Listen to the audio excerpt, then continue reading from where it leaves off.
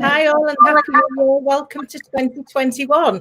And I wonder what this year has in store for us. I think we've already got off to an interesting start. I know there's been lots of different pockets of whether or not it's been really busy or whether a little bit flat for people.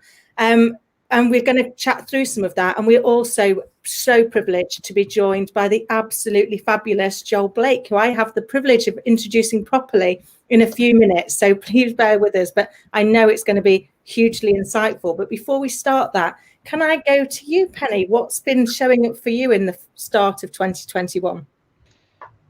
Well, it's certainly gone fast straight into it, hasn't it? I mean, that 2 weeks where I think a lot of us rested more than we normally did, not those with young children, but I'm past that now.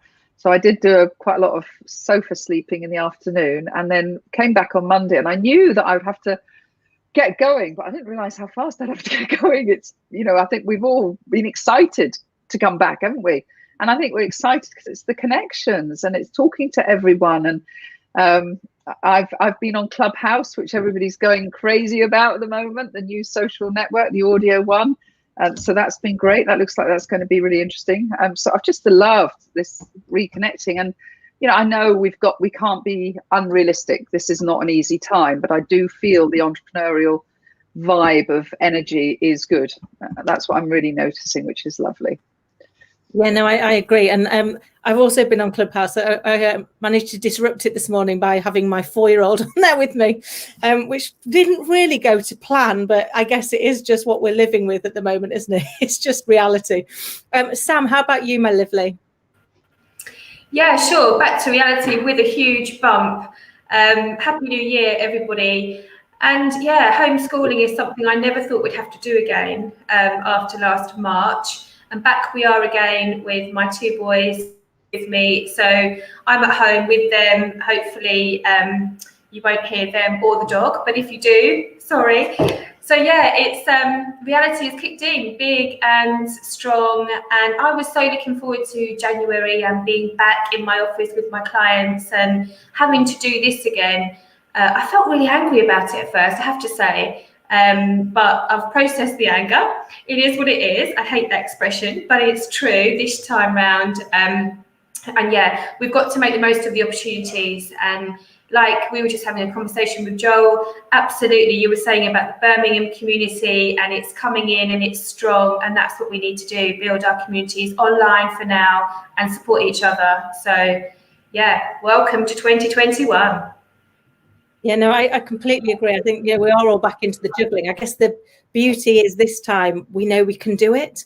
And we were chatting a little bit beforehand, which was, you know, do you think we'll ever stop being surprised? And I was saying that I'd been watching Paddington with my little girl, and there was a part in it that made me smile when they said to Mrs. Bird, "You don't look very surprised," when she said about the finding a bear, and she went, "I gave up being surprised when they brought out the microwave." And it made me wonder, do you think we're going to stop being surprised now that we've had the pandemic? Because we seem to just be rolling with the punches these days, don't we? It's like nothing's surprising us so much, and maybe that's giving us back our resilience. But Caroline, my lovely, how about you? How's your start to the year? That's really good, thank you. I'm hearing quite a lot of positivity, and it's like you were saying, maybe we're either punch drunk or numb or just dumb, I don't know, but I'm hearing people saying I'm feeling really positive about the year, because basically when you've hit the bottom of a very bumpy barrel, there is only way up.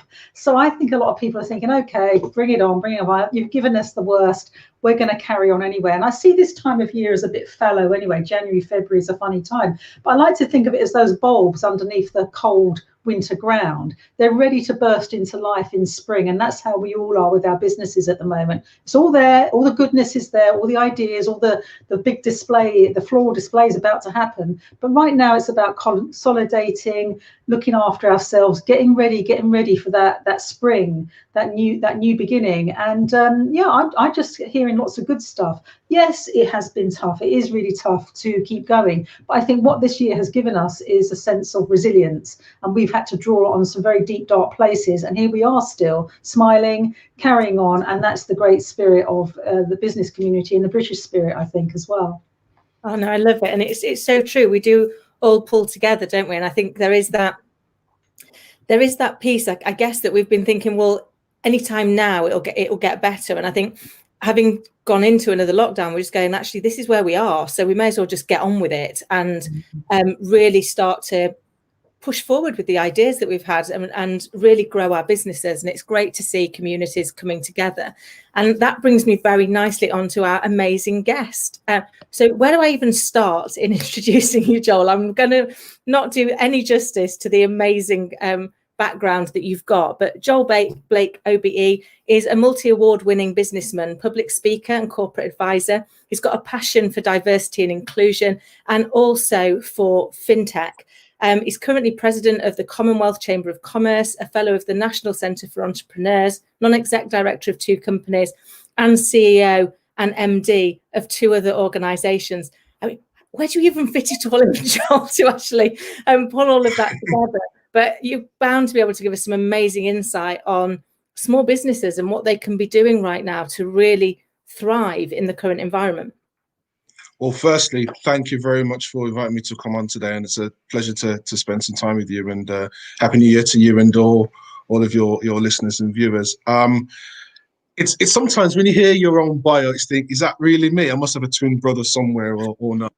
But I think all the stuff that I do and all the stuff I've always done has always come from this passionate place of inclusion. For me, your difference makes the difference, and I mean that right across the board. So for me, I've always seen business as a vehicle to create that sense of inclusion and community. And so from the kind of technology work that I'm involved in, from the community work I'm involved in, the wider Commonwealth stuff that I'm involved in, it's all about trying to build that sense of inclusive community where everyone's treated for who they are, not what they are. And that kind of spiritual connection, I think, is so important.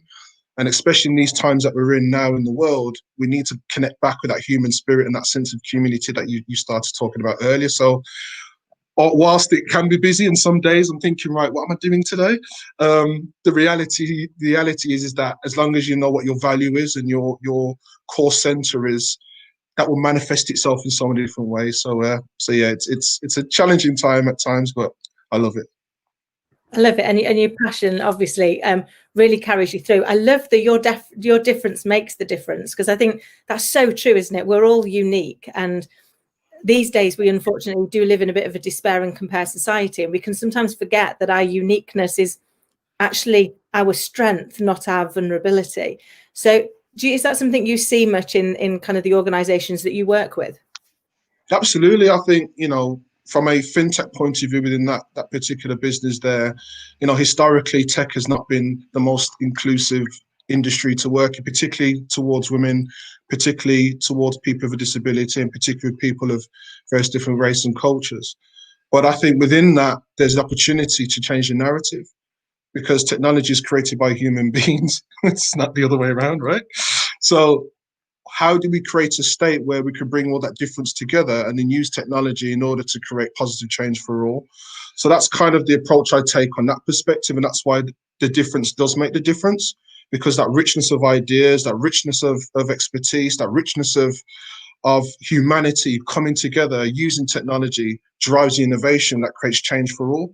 So that's always been the driver for me there. And then with the actual presidency with the Commonwealth stuff, well, that's about difference within businesses across the world. It's how do we connect businesses together so we make this a better world for all? And it's not some kind of kumbaya, let's sit around a campfire and toast marshmallows approach. To me, it's a reality. I remember when I was younger, I was, my mum would have 2.5, 3 jobs, depending on what life was like at the time. And I used to be sat by the lady upstairs, who was an old Scottish woman. And I'm talking like 6, 7 years old. And I've got this Scottish woman with a thick Glaswegian accent that I could hardly understand, caring for me as an individual person and treating me as if I was her own son, albeit for a couple of hours on an evening. So for me, the way I think and the way I am has been embedded in my own practical and life experiences. And so when I come into this kind of politicized, economically charged, divisive world, I made a commitment a very long time ago that I'm going to be the rebel in the suit that disrupts everything that I get involved in, because I know where I'm coming from. I'm not trying to do it to be Mr. Joel Blake. I'm doing it because I genuinely care that we all have the opportunity to add value. But we need to create the state where everyone can feel they can bring the value on their own terms. So that's where I feel I think that's what's been missing for so long. And I think the last year has shown that we need to get back to that state. Oh, I love that. That's so true, isn't it? I think it is, it is humans that create the technology, and it's humans that the technology is serving. So if we can bring all of the humans in to help design and advise on what that needs to look like, we're going to be better at being inclusive. And my granddad was Glaswegian, so I know what it's like to have to accent. I feel your pain. I know that you had a question to ask. Yeah, I find this. Well, there's a lot of things that you said there, Joel, that I really want to pick up on, and I think that it might all become encompassed in this question. But this whole diversity and inclusion agenda, for us, just for all of us, how do we really get into it? How do we? So I'm particularly interested in this Commonwealth agenda that you have, because obviously with Brexit, the Commonwealth is even more important to us than ever, isn't it? Is that the right way of thinking about it? We've got to reach out even more. How do we, so me sitting here in Farnham in my little bubble, how do we contribute to that and help them on the mission of that? So let's be kind of honest and serious for a moment. Every single person in this world has prejudices. We're prejudicial about what we like, what we don't like, the food we like, the people we hang around with, music we like, etc., etc. Where it becomes an issue is when prejudice becomes discriminatory, because that's when it starts to become a negative thing and starts to have the negative impact and create the negativity that we all experience in some shape or form. So I think we have to acknowledge that we all have differences from the very beginning. What the blocker that actually stops us moving forward when it comes to diversity and inclusion is having those honest conversations from that perspective. We don't always come into the same room and say, you know what, I don't understand that. This is what I think, and forgive me if I sound like an idiot when I say it, but this is why I think it. And having that honest dialogue and conversation is the starting point. It won't solve everything, but it will start the opportunity, or it will create the opportunity to have a better conversation. And I think it's through that conversation, you start to then put it into its relevant themes, whether it's race or age, gender, disability, sexual orientation, or whether it's just business in the UK, business abroad, whatever the context is, you're having a much more informed and inclusive conversation. And I know it sounds really simple, but it really is that simple. What we do, we tend to put our own egos in front of that kind of common sense to say, well, look, let's just have a conversation. Because I'm thinking, well, what will they think? Or I'm like, I don't really care what you think. What I care is that we can have an honest dialogue. And I can say to you, you know what, you was kind of wrong there, but this is why it was wrong. And let's educate each other, and then we learn together and we grow together. I know with the mastermind, for example, that you do a lot, Sam, in terms of the sessions that you've created. I'm sure you've seen that, that the revelation that happens when people connect in that peer-to-peer environment. That's no different than sitting down and having a peer-to-peer conversation around diversity and inclusion. But often the political agenda around it and the kind of sensitivity of it, which is correct, it's a relevant and important thing, but the sensitivity of it mixed with the ego creates the blockage. So how do we put ourselves into those conversations, though? How do we reach out? So reach out. So, for example, if you had a specific question around diversity and inclusion, who would you go and talk to about it? Would you go and talk to your friends? Would you go and talk to your colleagues? Or would you go and find the person who you want to who actually would have the knowledge or the understanding or the experience? What's stopping you finding that person? What's stopping you saying, this is what I'd like to talk about, or this is what I don't understand, or this is what I like to build upon my knowledge of? Can anyone help? What's stopping you reaching out? I think this is where peer groups are so vital and helpful, because you've automatically got that place to go. And I said this yesterday, as soon as Boris Johnson made his announcement on Monday night, Tuesday night, whichever night it was, my WhatsApp was ping with all of my peer groups, checking in with each other. How's everyone feeling? What's the impact? And that's what they are so critical for. So in terms of crisis, or in times of crisis, we turn to our peer groups. In times of celebration and mass success, the first people we want to tell is our peer group. So if I had a question like that, or I had a challenge and I didn't know where to go, that would be my trusted advisors that I would go to and ask that sort of question. And I think you're absolutely right, Joel. I think what's held me back in the past is that preconceived paradigm of how would people think to that question, how would they react, and my own ego around I'm scared to look silly in asking that question. I think that's a really, really valid point. So just to go to somebody you trust and say, hey, I'm not sure about this, help me. And from a business point of view, I mean, when I started my first business when I was 19. So I set up I didn't know it was called a social enterprise, but basically I got a group of my friends. We went into local schools and delivered workshops to kids at risk of exclusion. And we just did it. We didn't really want to earn much money for it. We just had a passion for wanting to help kids from the areas that we were growing from. So I remember going in and, you know, hooded top and Nike Air Max trainers and saying, look, I understand how these kids think. I understand what they're going through. I understand the challenges.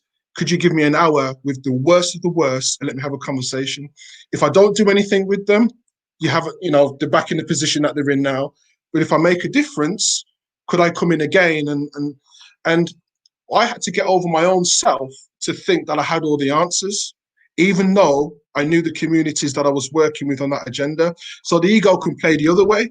You could be so confident about what you're doing that you forget the fact that the very people you're talking to may not have as much understanding as you, or you have to be able to see things from their perspective. So that's why that kind of knowledge and understanding, that peer approach is so important, because it allowed me to, you know, I remember just thinking about it now, there was one distinct session I was doing and the teacher was in the session for the hour and a half that was with the young people. And it was almost like I was mentoring the teacher rather than the kids, because she felt like she was in such an alien place in terms of the environment, the culture, the language. You know, we were using urban slang, then I was going into Queen's English, you know, it was a whole kind of, and it was just like, wow, this is so. But then at the end of the session, we had a kind of a debrief and we had a conversation, and she told me about how she'd grown up in the conditions that she'd grew up in, and how she'd been kind of challenged by how her environment and how her social circuit had been, and that's what stopped her with opportunities that she could have had. And I was like, I get it. You have to almost step back to say, well, you know what, I know what I'm bringing to the table, but let's kind of unravel that as we go through the conversation. I don't have to be the person in the room saying, you know, I'm the bee's knees, I can do this, I can do that. That's your ego first. Put yourself first. And then I think that's such a good point. That's such a good point, Joel, because we don't know what we don't know. And sometimes if you just stay in the silo of the same people who all agree with each other, who all vote the same way, all dress the same way, go to the same areas, you're never really getting a full picture of what other viewpoints are like. And if you're keeping stuck, you're keeping limited by not asking people from different backgrounds, different races, different cultures, different age groups. As someone said to a networking group today, the younger generations think that they're being the country's being run by old alcoholics because young people don't drink that much. I was like, has anyone ever spoken to young people about, well, actually, maybe we do seem to drink a lot of Baileys at Christmas, and and they don't. And so we need to talk to young people, we need to talk to Black people, disabled people, old people, and just get some ideas about what's going on out there, because otherwise our views are like this, and we need to open up and say, I could be doing better, actually. That's the thing, Caroline, and I think the other side I look at it though is that also we can also get so hung up on the conversation as well. Mm-hmm. I think the other important point to remember is, do we have a shared and common purpose or a shared vision for the outcome as well? Mm-hmm. And so if we both agreed, or we're all agreed on where we're going to end up, then the conversations and the hurdles and the misunderstanding and miscommunication, the challenge, the perceptions, that's all just learning points towards that end goal. Mm-hmm. And so for me in business, when I go into boardrooms or whatever, I'm not really interested in what people would see. I'm interested in the fact that I'm going to deliver value because I want to be of service to them, because the outcome satisfies their needs and my own in business. Mm-hmm. It's bigger than the conversation. Mm-hmm. So let's focus on what the outcome is, and let's go and make this happen. And let's start I was about to swear there. Let's just start messing about with it, and let's just make it happen, because the outcome's bigger than all of us. The outcome is about legacy. It's about creating a better world. It's about taking care of your family. It's about taking care of your community. And it makes all the dark nights and dark days and the challenges of running a business and the loneliness and the negativity, it makes it all worth it. It's interesting because I think a lot of us sit in a place where we want to create what we perceive as our safe space around us, what we perceive is, whether it's how we design our business, whether it's how we design our homes, our social lives, and it's getting to that place of just getting rid of that judgment and opening yourself up to everything. And it, do you know, it might sound really weird, this, but you know, we've started this group, which I know you know about, Joel, BIP 100, and we've had people come in. We put it onto Facebook. Okay, we've had people apply who have said, but I don't use Facebook. Right. So I've actually been challenged by the diversity now of how people use platforms, because these are great people, but they don't use Facebook. And so we've ended up creating a completely agnostic community, whether they want to use WhatsApp, Facebook, LinkedIn. It's completely agnostic because they can still connect and still get involved together. The only thing that is important is Zoom, you know, that we all come together on there. And it's how you create that. And we've got 2 people who've joined. One's a Jehovah's Witness and one's a Scientologist. And they're very nervous of telling people that because they know it's not normal. It's their version of spirituality. And it's creating those environments around you where there is just no judgment placed around and no sense. I mean, I do like to feel things are very neat and control things. And I'm having to learn to be completely uncontrolling about how people choose to communicate with one another. Absolutely, but you're absolutely right, Penny. And I think that's the key. It's not diversity, okay, here's the political hat about it, or here's the emotional hat about it. It's about the wonder of what can happen. It's the wonder of opportunity. It's the wonder of learning. It's the wonder of experience. And that's what I try and drill into the heads of people so often. It's an important subject, right? But don't get too hung up on the subject itself. It's what the opportunity the subject gives you. That's what's really key, because the learning from that Scientologist would be fantastic for the group. But if they don't think they can be included, you know, I think someone said to me before, there was a quote where diversity is inviting everyone to the party, being included is inviting everyone to dance, or something along those lines.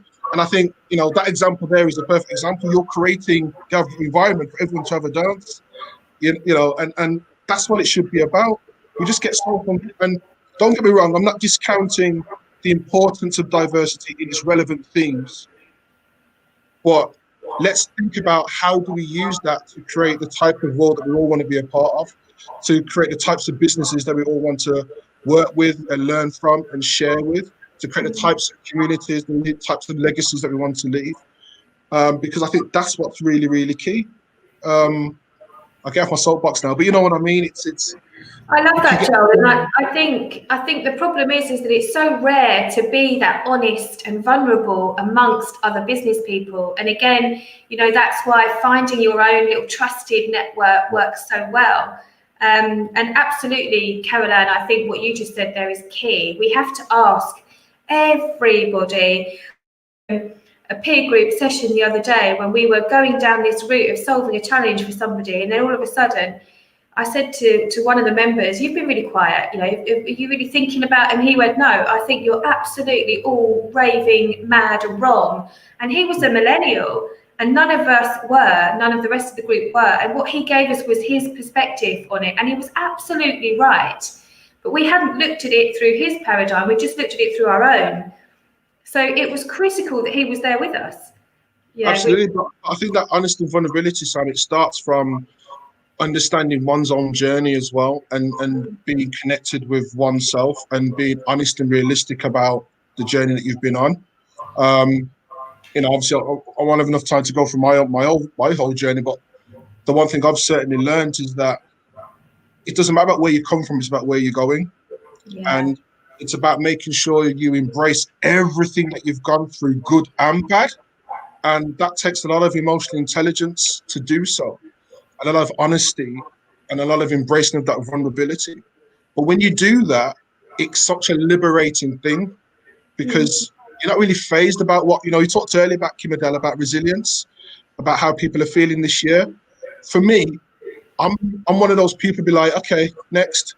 Because the reality is I can't control everything, but what I can control, I'm damn sure I'm going to be the best that I can with it. and I will clear the pathway or create my own path to make it happen if I can't see it, you know, and I'm unapologetic about that. I will be an animal about that because I know what the purpose is and I know what the end game is. I'm not going to be disrespectful to anybody else. I'm not going to step on anyone's back to do it either. But I'm very clear about either you jump on my train or you get out of my way, because that's where I'm heading. But I'm doing it with as much authenticity and honesty and as care as possible, because I know what it's like when you don't get that. And I know what it's like when you need that. And I know what it's like when you're the only person who can rely on you to give yourself that. And that's such a difficult place. When as entrepreneurs and as business owners, we go through that every single day. And so if we can help each other in communities to do so, then amazing things will happen for us all. Oh my goodness, Joel, we could literally talk to you all day, and I can't believe the time's just disappearing. Already, bloody hell. The fact that, you know, you've given us already so much great advice, like seek to understand. So, you know, if we're going to everything seeking to understand, we're going at it from a good place. And also staying true to our values. You know, there's a quote I love, which is, it's okay to disagree, but not to disrespect. And I think if you're always doing that, then that leads us in a good place. But is there one final tip that you could give our amazing listeners that you'd like them to take into 2021? Really great question. I think if I really just encapsulate everything that I guess I've learned in my own experience, for me, it's about be willing to learn the lessons you don't want to be taught. I love it. That's the key for me, because there's some wonderful learning in that, but there's a lot of pain and sacrifice you have to go through to get that learning. But that learning is priceless. So yeah, take the lessons you don't want to be taught. I love that. That's amazing. Penny, follow that, love. Well, I'm going to pick up on it because it's absolutely true. I love the saying I heard is that your dream's at the other side of your comfort zone. And I think what all of us have learned last year, and I learned many years ago over a number of years, is that we have to take ourselves out of our comfort zone and push ourselves positively in the direction that you feel in your heart you want to go in, not because you're comparing with others. So that's what I would say. Oh, I love it. Great advice. Thank you so much. Sam, my lovely. I think I'm probably going to say something that I said last year as well, but that I think it's really key right now, especially after the announcement, is just focus on your circle of influence. So we can't control everything right now, like Joel said earlier, but what we can control is our own actions, behaviours and mindset. I love it. It's so true, isn't it? You've got to control the things that are in your gift and let the others go. They're not ours to worry about. Caroline, my lovely, how about you? Yeah, I'm going to do a big intensive month with my CC club on decluttering, and I'm not just the stuff you see on the walls behind me, but all the things that aren't working in your life. If you can get rid of them, it makes space for the new. And that means old ways of thinking, negative thoughts from the past coming back to haunt you, being stuck in your ways, like we said earlier, learning the lessons we don't want to be taught. So I'm really hoping people clear the space to make way for the new. And that's what, and that physical and mental and emotional space. Oh, I love that. I love that. All great advice. It's been such an amazing chat. People have been loving it. So Susan, Sharon, Liz, thanks for all your comments. It's great to have you along with us. Joel, it's been an absolute delight. Could literally chat to you all day. I can't believe that our time is nearly going. Where do we go with that kind of final piece of advice? I think for me, it is about remembering, and it's something you said, Joel, at the start, which is remembering that your difference makes the difference. Because I think that's the thing that we sometimes, we let our ego get in the way, and we try not to embrace our difference. And that is the piece that's going to make us have the biggest impact. So I think that one for me was a massive takeaway. So we've come to the end. That has flown. If you would like to join us and you'd like to sit where the lovely Joel is sat today, please do get in touch at www.businessblondes.tv. And we look forward to seeing you here next week. In the interim, have an amazing rest of this week, and we will see you very, very soon. Take care all. Bye.